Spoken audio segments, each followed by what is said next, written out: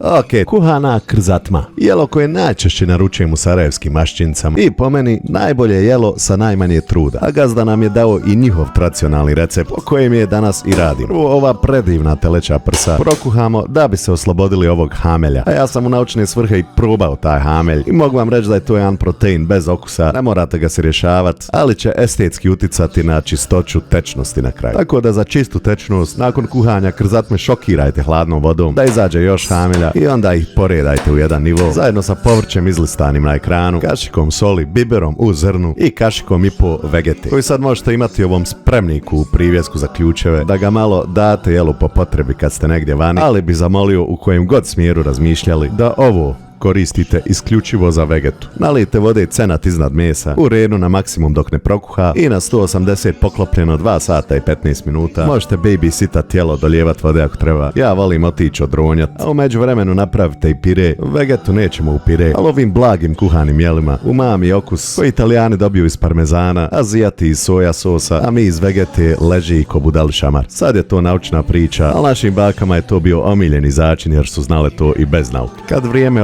skinite poklopac, ugasite redno, ostavite tako još malo. U pireu obavezno napravite jame za magičnu tečnost. Ono povrće bacite mačkama, mrkve do duše možete i servirati i uživajte.